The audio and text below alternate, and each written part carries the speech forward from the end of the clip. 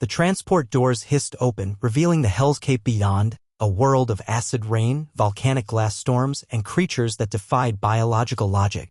Commander Zethar's mandibles clicked in satisfaction. Class 0 Deathworld. No species has survived more than 6 hours here. He turned to his fellow observers. This will be the last time anyone sees these humans alive.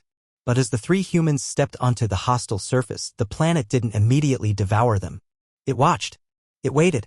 And then something happened that would shake the Galactic Council to its core. The Zarathi Empire had ruled the galaxy for 10,000 years. They'd conquered ice worlds where nitrogen fell as rain, plasma planets where the surface temperature could melt starship hulls, and gravity wells that could crush diamonds into dust. Their technology was so advanced that most species considered them gods. And they were bored. Humans, Subcommander Yix had suggested during a council meeting. The new species from that backwater Orion arm. They've been petitioning for advanced status.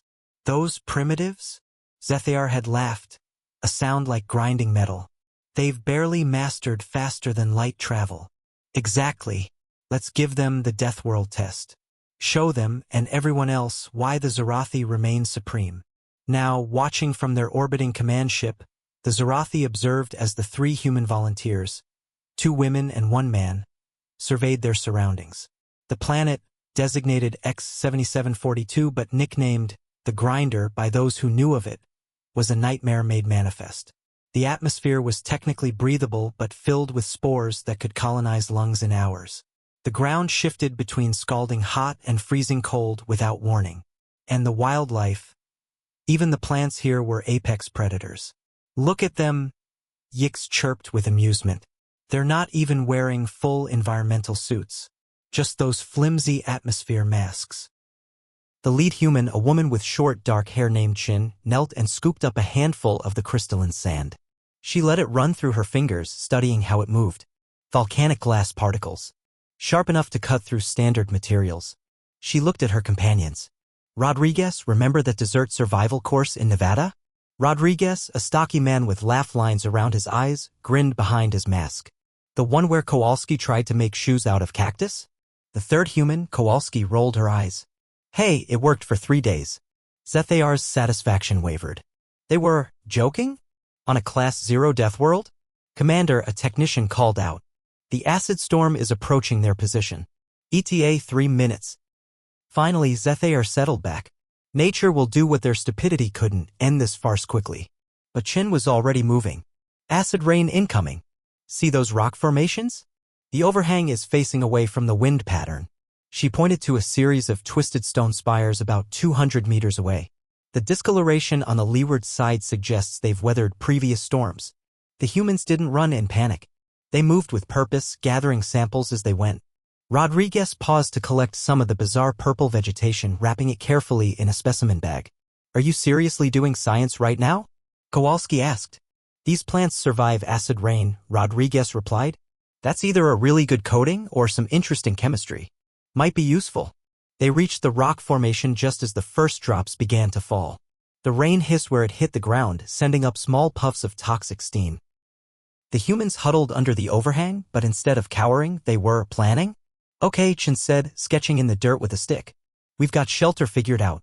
Water's going to be the main issue. Everything here is probably toxic to us. Not necessarily. Rodriguez held up the purple plant. Look at the stem structure. It's storing something. Could be filtering the acid rain. Kowalski was assembling something from their basic kit.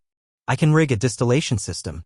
If these plants are filtering, we can extract what they're storing and purify it further. On the command ship, Yix's 4 eyes blinked in sequence, a sign of confusion. They're not panicking. Give it time, Zethar insisted, but his certainty was cracking. The acid storm raged for 6 hours. When it finally passed, the Zarathi expected to see 3 dissolved corpses. Instead, they saw the humans emerging from their shelter, checking equipment that they'd somehow kept functional. Well, Kowalski said, stretching, that was refreshing. Reminded me of monsoon season back home, but with more sizzle. The next challenge came sooner than expected. A pack of creatures emerged from the crystalline dunes, 6-legged hunters with hide-like armor plating and teeth that could punch through steel. The Zarathi designation for them translated roughly to inevitable death. Finally, Zethar leaned forward. No amount of clever thinking can overcome those. The creatures circled the humans, who stood back to back in a defensive formation. But instead of attacking immediately, the predators seemed hesitant. Chun slowly reached into her pack and pulled out some of the acid-eaten crystal sand. She threw it in a wide arc between them and the creatures. The particles glittered in the harsh alien sunlight. "What is she doing?" Yix demanded. The creatures approached the sand line and stopped. One tested it with a claw and recoiled with a shriek. "Rodriguez, you beautiful genius," Chin laughed. "The plants aren't the only things that evolved to handle the acid.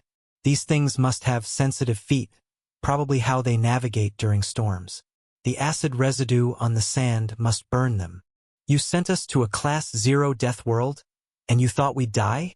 Kowalski called out to the sky, knowing full well the Zarathi were watching.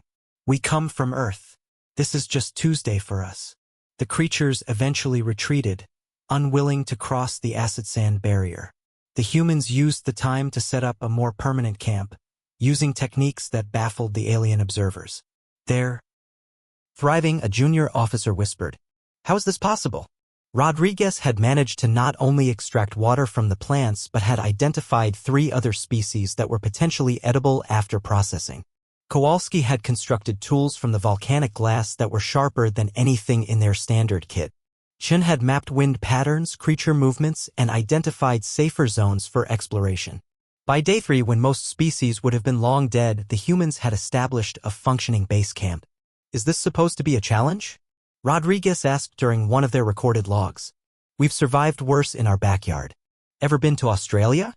Everything there tries to kill you, and it's considered a tourist destination." The breaking point for the Zarathi came on day 5. A massive storm system, the kind that had stripped entire mountains down to nothing, approached the human camp. The Zarathi were certain this would be the end. But the humans had been preparing. They'd noticed the patterns, the way certain areas remained untouched, the behavior of local fauna before storms. They didn't just take shelter, they used the storm. "You guys seeing this?" Kowalski shouted over the wind as she adjusted their collection system. "The lightning here has a different frequency than Earth's. It's creating a localized magnetic field. We can use this." "It's not about strength," Chin added, helping to secure their equipment. "It's about knowing when to fight and when to outthink your opponent. And sometimes it's about making the environment work for you." When the storm passed, the humans had not only survived but had used it to power their equipment and collect rare minerals that only formed under such extreme conditions. On the command ship, silence reigned. Zethayar stared at the displays showing 3 humans casually preparing what appeared to be breakfast from processed local flora. They didn't just survive," he said slowly. "They thrived." "Sir," Yix ventured carefully, "what do we do? The test period isn't over for another 5 days. Zethayar's mandibles clicked, not in satisfaction this time, but in something approaching respect. "We watch. We learn. And perhaps we reconsider what we thought we knew about primitive species." Down on the planet, Chun looked up at the sky with a knowing smile. "We don't fear the impossible," she said to her companions. "We just roll with it." "Think they've learned their lesson?" Kowalski asked. Rodriguez shrugged, biting into what he determined was probably fruit. "Doesn't matter. We've got 5 more days of the universe's worst camping trip. Might as well make the best of it." The Zarathi Empire had sent humans to a Class 0 death world expecting to prove their superiority.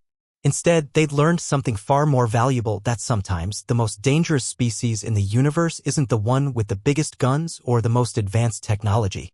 Sometimes it's the one that looks at an impossible situation and says, "Hold my beer."